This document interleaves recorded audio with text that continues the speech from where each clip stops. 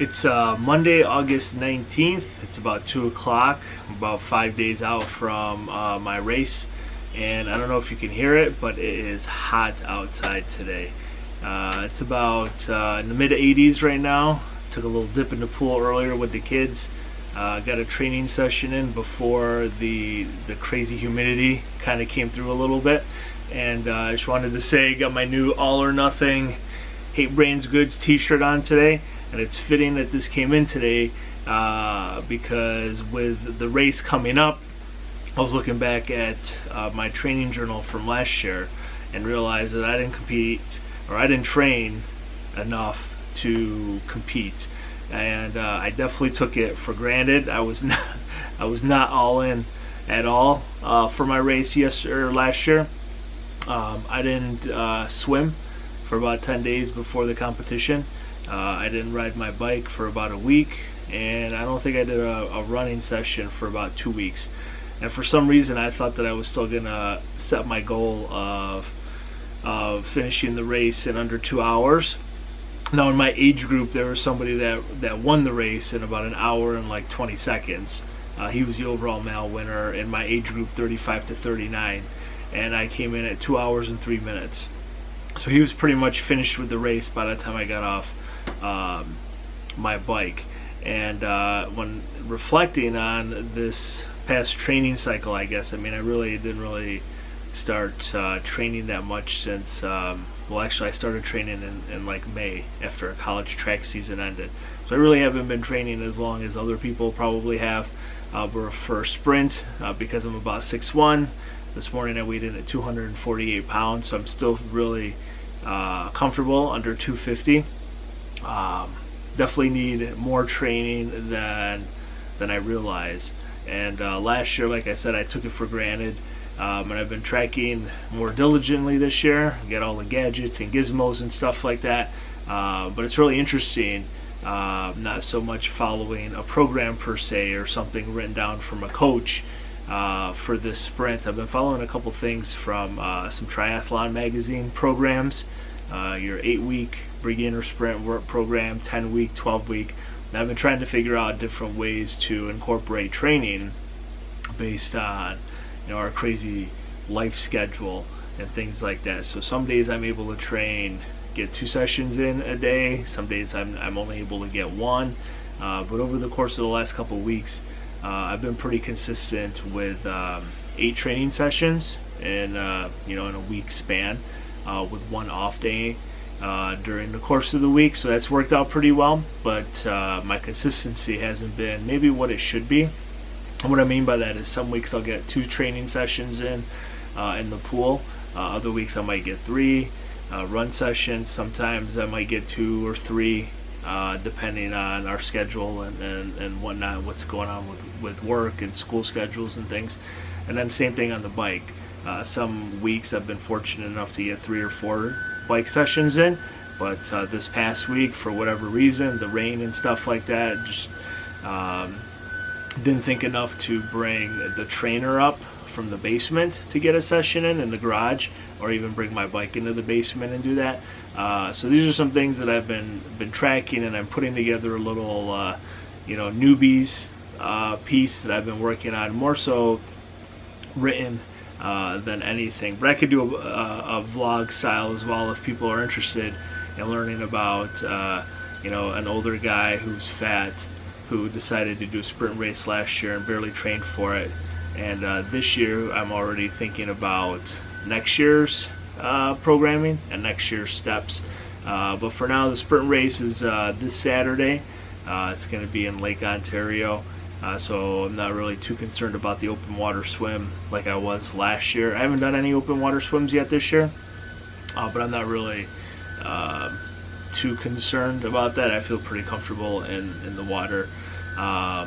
Bike session has been going really well. Last week, like I posted earlier, I broke 13-mile best for miles per hour. I hit just over 18 miles an hour, which isn't fantastic, but it's way better than the 15s and low 16s that I was hitting last year. And then I also broke a personal best for a 5K as part of a brick workout where I ran 32:30 or 32:25. So I feel really good. Those two times combined, the 45 minutes on the bike plus that brick, puts me like a half hour ahead of where I was like last year. Last year I came out of the water in 19 minutes and felt pretty good until the 12-mile bike ride took me about 54 minutes, 55 minutes, and then my run took me 45 minutes, which was just horrible. So my total time getting into the water, crossing the finish line, was 2 hours and 3 minutes. Maybe not that long on the bike now that I'm doing some quick math. It was like more like 52 minutes, something like that, 53 minutes, which is still horrible. But for a first one, I guess it wasn't that bad. But I'm really looking forward to this one coming up. I appreciate all of the support and people's encouragement and feedback. Like, I'm new to this stuff, this realm of training. I've been predominantly a power lifter and throwing the weight and the hammer pretty much my whole adult life. I started competing in powerlifting when I was 22 when I graduated from college. Competed post-collegiately in the hammer up until 2009, seriously anyway. Qualified for some like big events around here in Western New York, and was invited to compete in other meets down south and stuff like that, which was really cool. But powerlifting, up until a few years ago, I had New York State records for my age group in 2 different weight classes, 242 and 275. They since changed those weight classes, so those records are frozen in time, but they've since been, there's other people that are much stronger, a lot younger than I was back then. I broke those records when I was 22 and 23 years old. There's people that are much younger that are definitely stronger than I am, or that I was, back then in 2004 and 2005. So this whole triathlon stuff and running more than 10 miles a week, well, trying to anyway, biking 60 miles a week and swimming, a couple miles in the pool, it's totally different. It's definitely changed my perspective on training and purpose and goal setting and journaling and just keeping track of things a little differently. Definitely spending more time focused on my diet and nutrition now. I just turned 37, so diet's huge.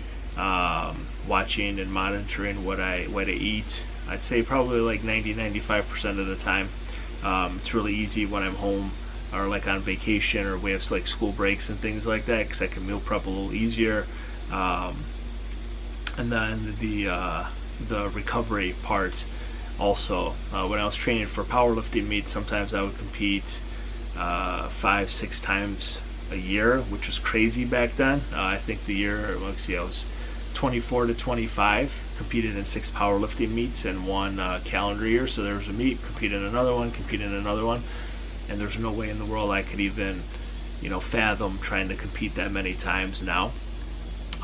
So I'm definitely paying more attention to recovery.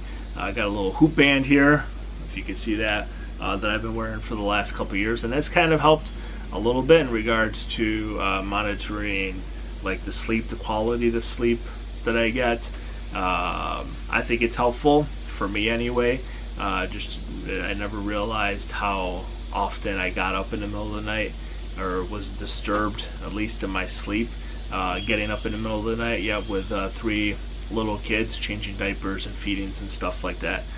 I mean, that happens, but it's very disruptive, and I've noticed now that our youngest is sleeping through the night a little bit more. My training sessions earlier in the morning, as long as I get 8 to 9 hours of sleep, seem to go a little bit better. I just wanted to give everybody a heads up. I appreciate everyone who listens and engages and provides feedback and stuff. I'm new to this triathlon stuff, so it's pretty cool for me to be engaged in like a different world that's just as supportive as powerlifting and throwing are. But like I said, we're 5 days out from our sprint race is on Saturday, and I'm already planning some big things for the next triathlon season. I appreciate everybody who's following along, and thank you very much, and have a great day.